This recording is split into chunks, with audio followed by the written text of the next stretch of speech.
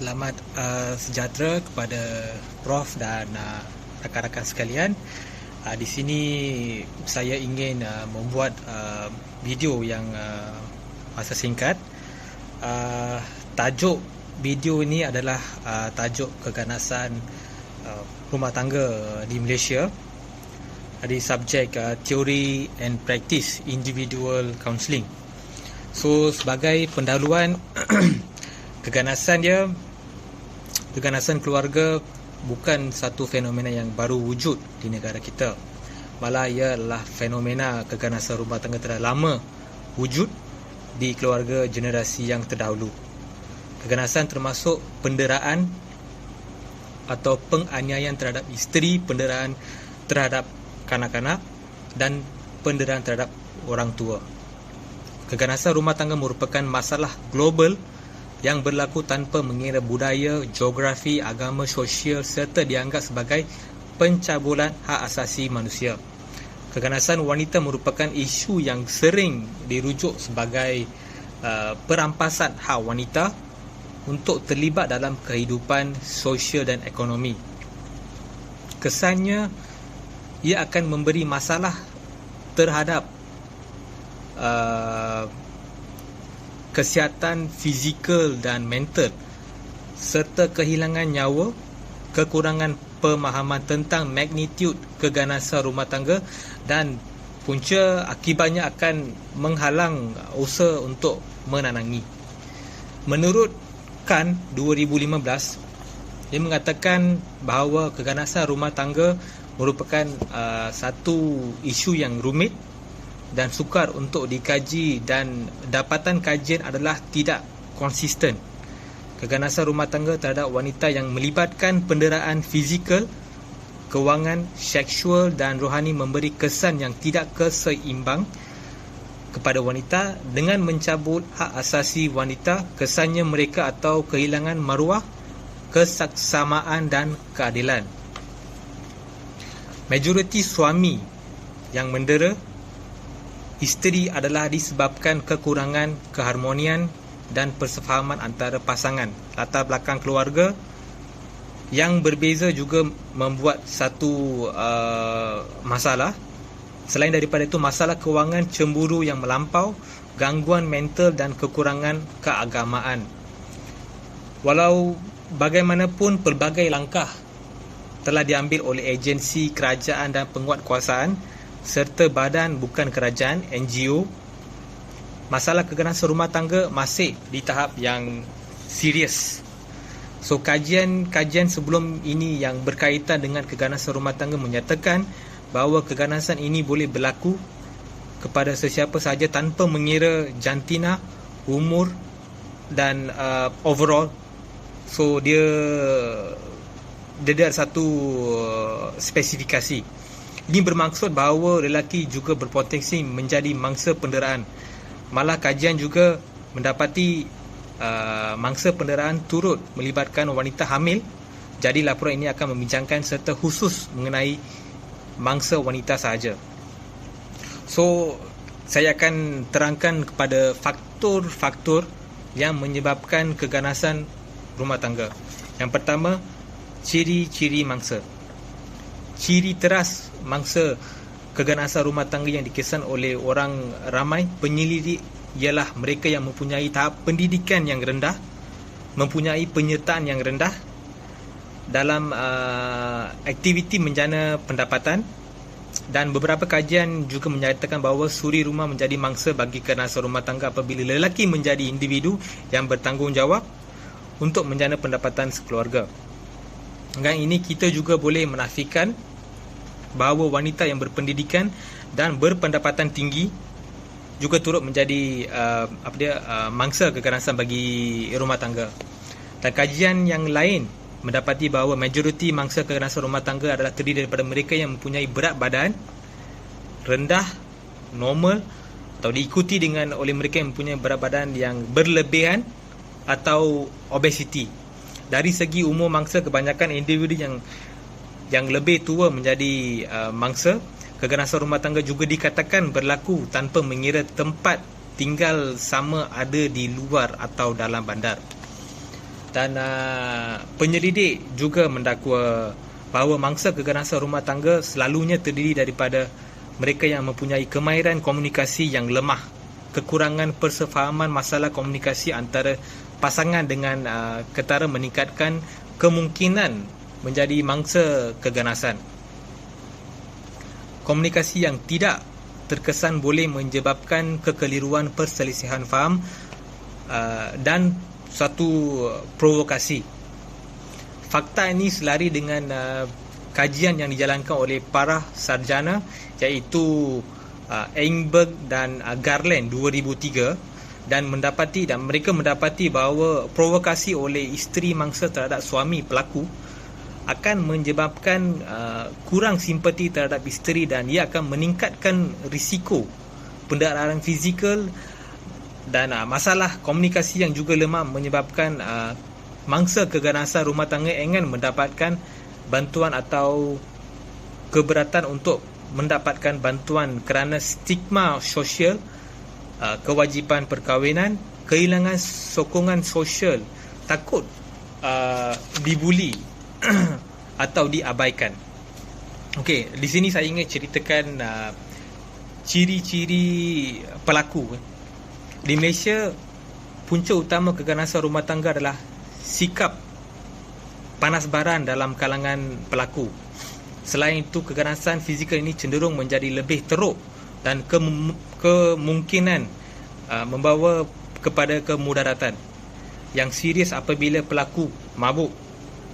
Tambahan pula ciri psikologi seperti cemburu dan lain-lain.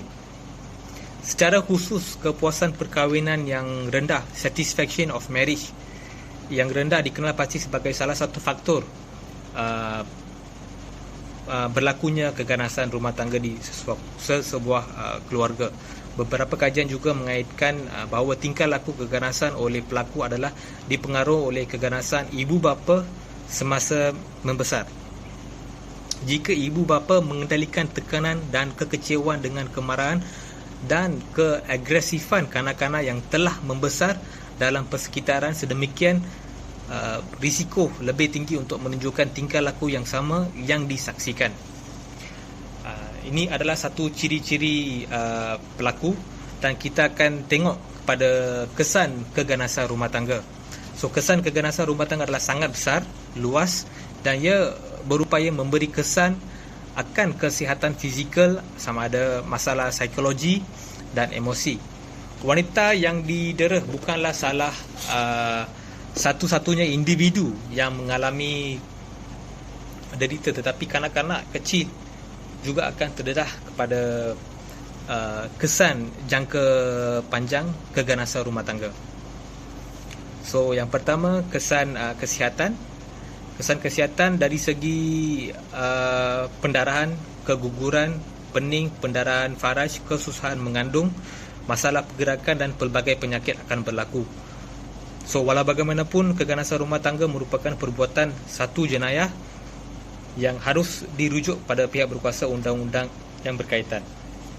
Selain daripada kesan terhadap kesihatan fizikal, mangsa keganasan rumah tangga turut terjejas dari segi kesihatan mental dan kemurungan, ketakutan, kebimbangan, harga diri yang rendah, gangguan obsesif dan kompulsif dan kegangguan tekanan semasa trauma. Yang kedua, kesan keganasan rumah tangga terhadap kerja.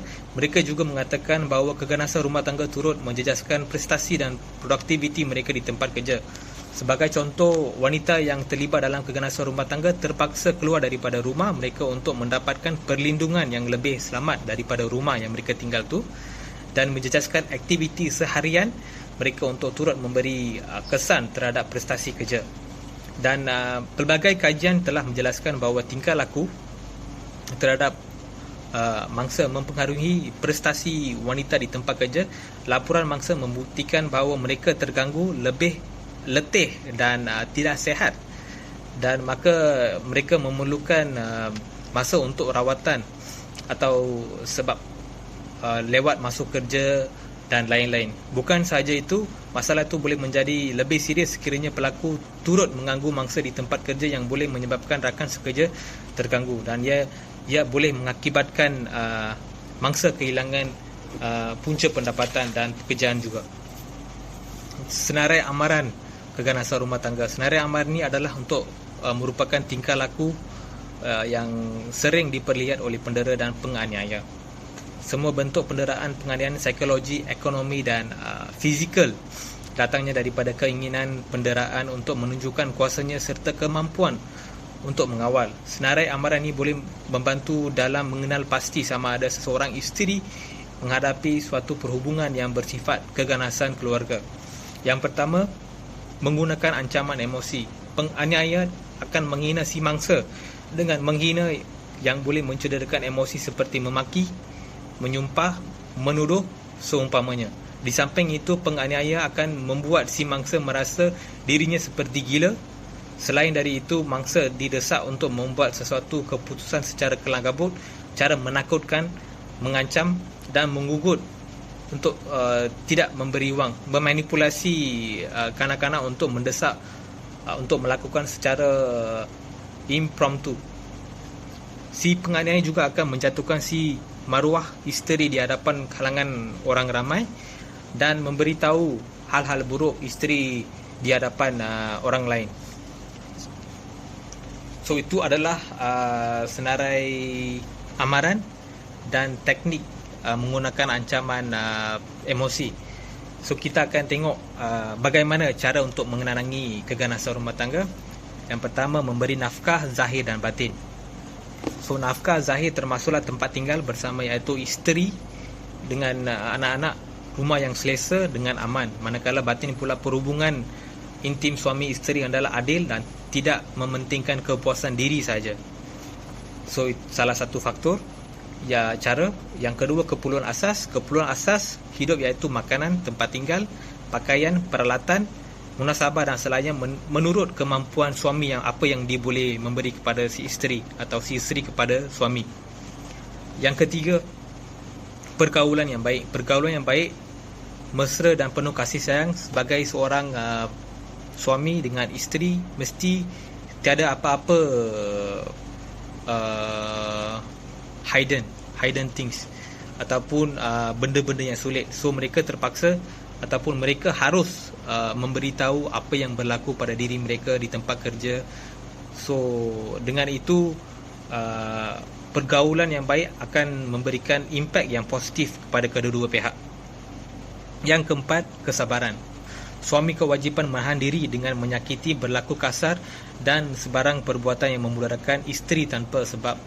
So penuh sabar walaupun isteri ataupun suami. So dari salah satu siapa yang maki ataupun marah, so mereka harus kawal kemarahan untuk tidak berlaku pertelingkahan antara satu sama lain. Sini secara kesimpulan, keganasan keluarga ini biasanya berlaku dan dilakukan oleh ahli keluarga sendiri. Pemangsa akan mengancam mangsa dari segi fizikal dan mental yang cukup membuat perasaan dan emosi tertekan. Sekiranya keganasan rumah keluarga ini tidak dibendung dan diatasi, fenomena ini akan meninggalkan kesan terhadap anak-anak atau isteri atau suami, malahan terhadap komuniti yang serius, menghapuskan sikap kasih sayang, toleransi, menghormati sesama manusia. Berilah si isteri haknya sebagai isteri dan bukan sebagai budak suruhan ataupun orang suruhan, dan bukan seperti patung semata-mata memuaskan nafsu. So dalam kita bincangkan, yang saya bincangkan, keganasan rumah tangga di Malaysia ini semakin hari semakin meningkat dan semakin lama semakin hari perkara berkaitan perceraian pun amat tinggi. So dari segi kesimpulan, apa yang saya boleh dikatakan, kemarahan ataupun nafsu harus dikawal bagi para suami lah. So itu saja daripada pembentangan ataupun short video daripada saya. So terima kasih Prof untuk mendengar apa yang saya beritahu dalam video ni. Terima kasih.